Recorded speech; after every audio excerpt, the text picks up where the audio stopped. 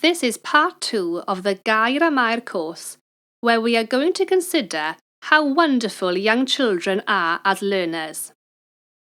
These are words heard recently from a primary school head teacher. Children enter school an empty box, and it is the job of teachers to fill that box with knowledge. These are flawed and controversial words.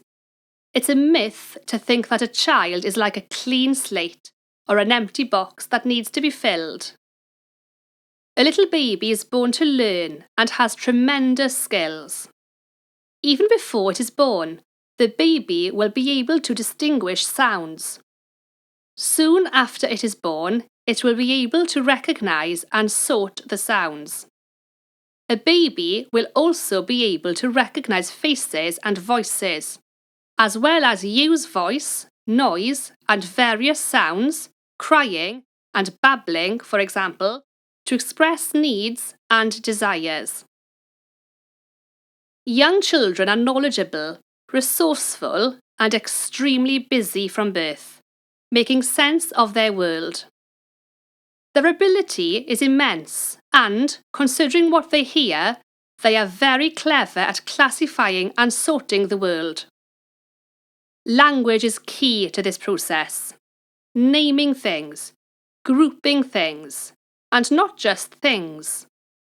They also come to understand that it's possible to name how they feel, such as emotions, feeling angry, being disappointed or hurt, being afraid or proud, feeling happy or sad. And these emotions need to be named in order to understand them properly. In this session, we will outline the complex and fascinating process of young children acquiring a language. We will also consider the tremendous skills children use during this process. Young children are wonderful learners. Here's a quick activity. You can either do it individually or as a group.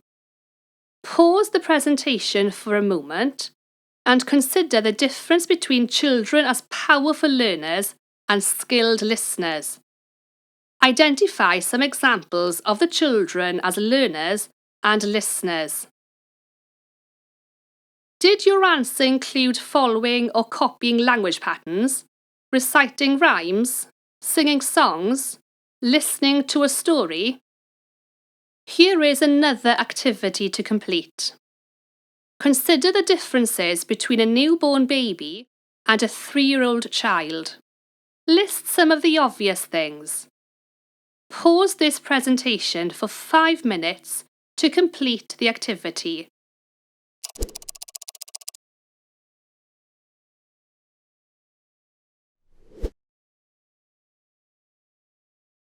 Does your list include walking, eating with a spoon, going to the toilet, washing hands, brushing teeth, starting to become independent in many ways?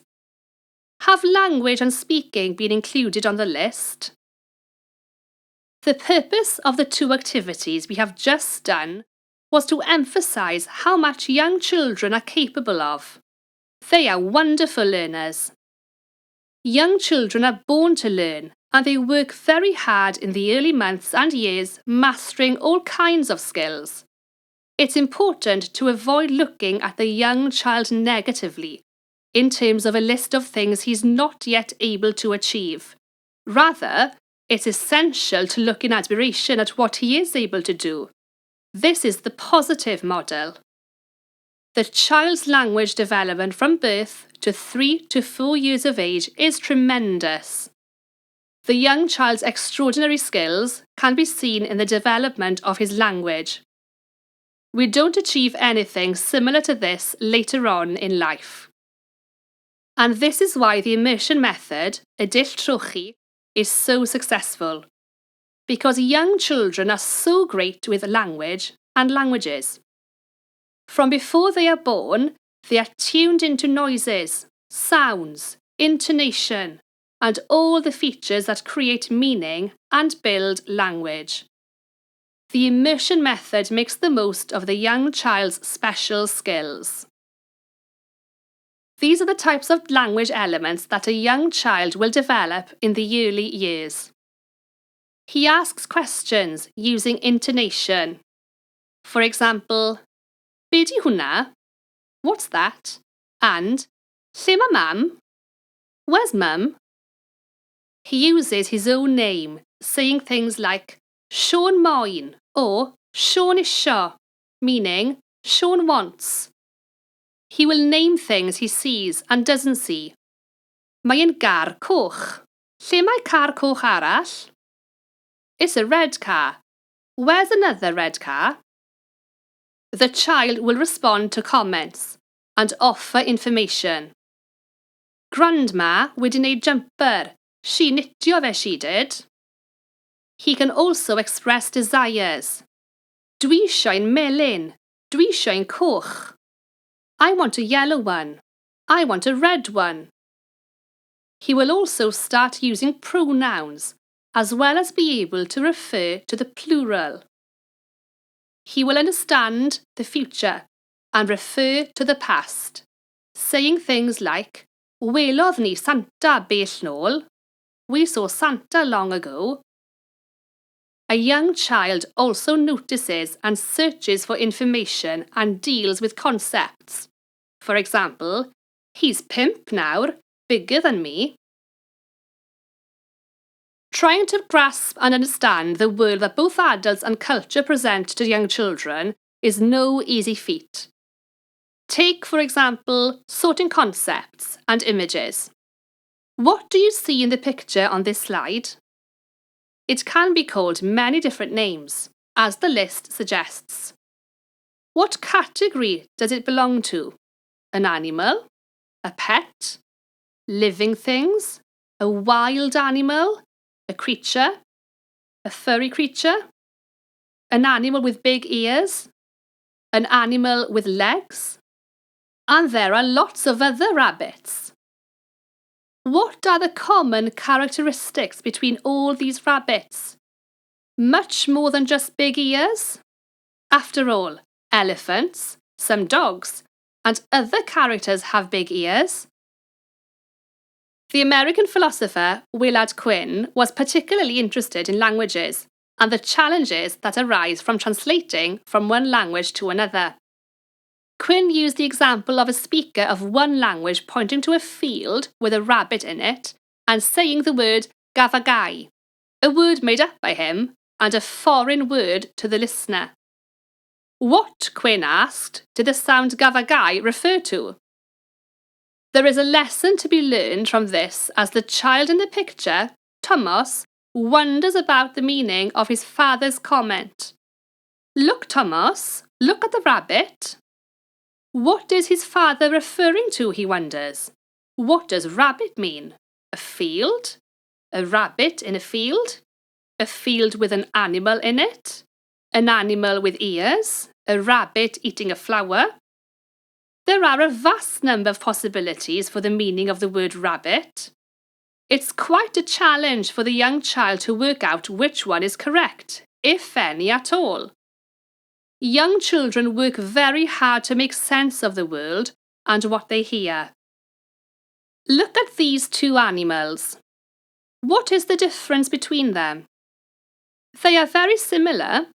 They have 4 legs, a tail, quite similar coats and so on. Yet one is a dog and the other is a horse. How does a young child understand why we call one a horse and the other a dog? In the same way, how do young children come to understand that red Lego, a red truck, a red apple, red blocks, red shoes, a red jumper are all red even though they are different? Conceptual development is a very important part of the young child's mental development. To understand the world, the child must learn to understand concepts as they are the basics of so many everyday things. For example, colour, distance, shape, location, size, direction, number, order, sequence, feelings, characteristics, similarities, differences, and so on. These concepts are central to all types of activities in the Cylch Meithrin and to the language adults use with children. And very often, concepts will come in similar pairs as well as different pairs. Language patterns are very useful for introducing concepts. For example, ble mai, pwy sydd, ydy, mae rhywbeth yn. The Croesi'r Bont scheme has many valuable suggestions and guidelines on language patterns and their effective use. Look at the concepts listed in this table. Can you think of examples from your own experiences to convey these concepts? Making sense of language can sometimes be a real challenge. Consider this. In Welsh, the following are correct. Rhy uchel, rhy fach, rhy bell, rhy ychydig, and yet rhy gormod is wrong. In Welsh, when we want to say too much, we simply say gormod rather than rhy gormod. Then, consider how we use the plural in English. As a rule, we only have to add an S. Car becomes cars, boy becomes boys, girl becomes girls, toy becomes toys, house becomes houses, and mouse becomes mouses. Many children will say mouses because they follow the rule of adding S. It's not the children who are wrong, it's the language that breaks its own rules. Languages can be complex and rules are confusing. All this reinforces the fact that young children are amazing learners. The immersion method, y dull trochi, also makes the most of the difference between language acquisition and language learning. And this difference between language acquisition and language learning is one of the most important features when considering how young children learn to understand and speak a language. Language acquisition is an unconscious process, while language learning is a conscious process, carefully planned and based on the lesson, where things like vocabulary and verbs are taught. The language in a lesson is taught in a deliberate and organised way. When acquiring a language, the focus is on the activity and message rather than on a lesson. The language is acquired in natural situations, and it's the child who leads the way. When teaching a language, it's the teacher who leads and the language is presented in a planned way. When acquiring a language, there is no order to the language that is heard. There's an element of chaos. Consider the scene. The following clip shows the McBride family first thing in the morning. In many ways, they are an ordinary family, busy and bilingual. Deo is 4 years old, and his sister, Mali, is 2 years old. Sioned, their mother, speaks Welsh, and Martin, their father, has learned some Welsh. It's a typical scene of what happens in homes across Wales at breakfast time. Be ti eisiau ar dy dost, Deo? Jam. Martin, can you get the jam for Deo?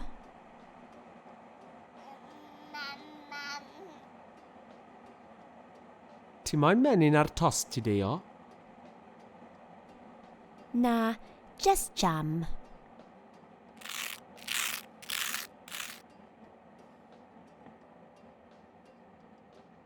Dyma ti, Mali fach. Wheaties i ti. Martin, pryd byddi di adre heno? Cofia, ti sy'n codi Mali. Remember, you're picking up Mali. Daddy sy'n codi ti o Miri Mawr heno, cariad bach, okay?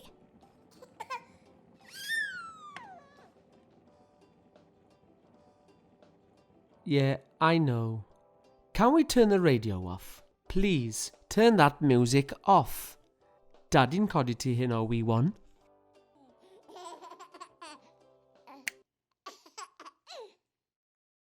Byta dy dos, Deo, neu byddwn ni'n hwyr. Come on, Mali fach. 1, 2, 3. Mewn ar Wheaties I ti. Hey, Sioned, did you put the keys by the door? Come on, Mali fach. 1, 2, 3. Most of us use special vocabulary when we talk to the babies in our families. And most probably, no two people will use the same words either. In Welsh, siarad babi is one of the terms we call the type of language that adults, parents, or carers, and even older children who are sensitive to the demands of young children use when talking to toddlers and babies.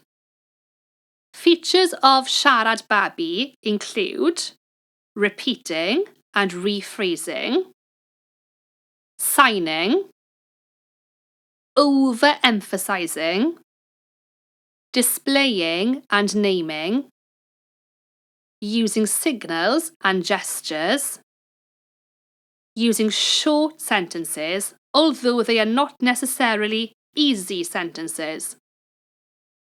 Language psychologists and those with a particular interest in the field of young children acquiring language believe that this type of speaking is key to understanding how babies and young children learn to use language.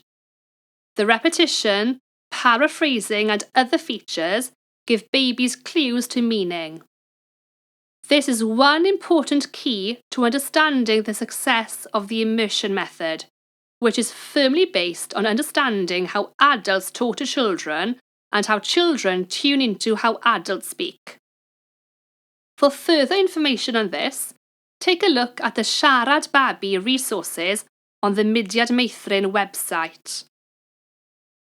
As a child grows and his skills develop in other directions, and perhaps as his first language is more firmly established, other methods of introducing a second language are used. We hear a lot about the bilingual method, sometimes referred to as the sandwich method.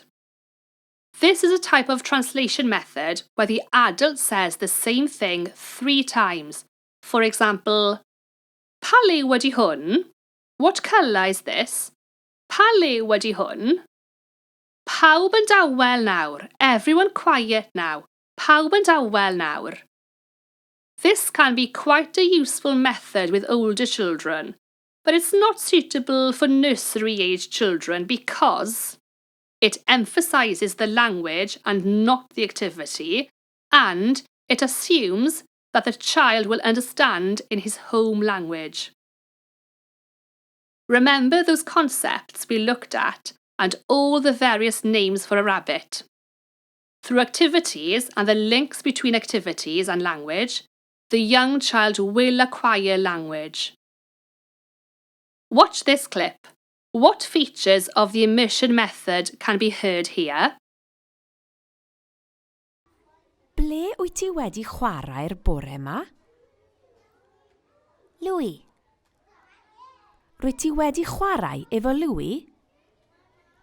Roeddet ti'n chwarae efo Louis bore yma yn y tŷ. Ond yn y cylch, ble wyt ti wedi bod yn chwarae? Emily. Efo Emily. A be wyt ti wedi bod yn neud efo Emily? Blocks. Blociau. A be wyt ti wedi neud efo'r blociau? Be ydy'r gair?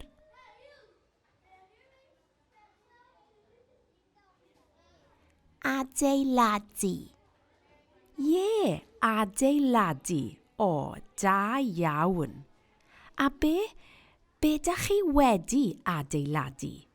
Tŷ neu stabal? Stabal. Pwy sy'n byw yn y stabal?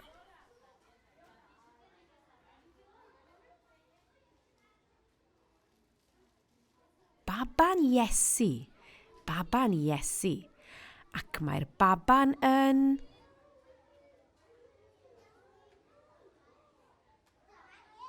cysgu. Ie, cysgu, cysgu. Da iawn. Adults in the cylch meithrin tend to speak to the children in a special language. The Welsh term for this is meithreg.